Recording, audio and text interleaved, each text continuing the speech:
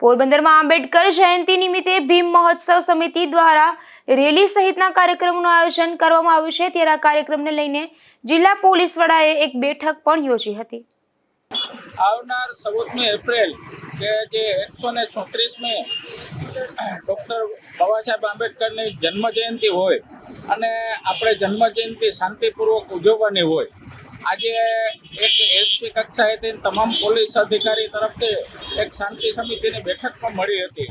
અને એમાં પણ પોલીસે કીધું કે ભાઈ અમારી જ્યાં જરૂરિયાત હોય ત્યાં અમે તમારી પાસે ખડે પગે ઉઠશું, પણ તમે પણ અમને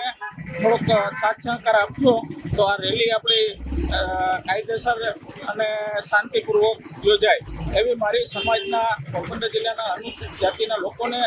અરજ છે કે શાંતિપૂર્વક અને સંવિધાનિક આપણે રેલીમાં જોડાવાનું અને શાંતિથી આપણે રેલી યોજી અને બાબા સાહેબનું નામ રોશન થાય એવું કરવું કે ના કહી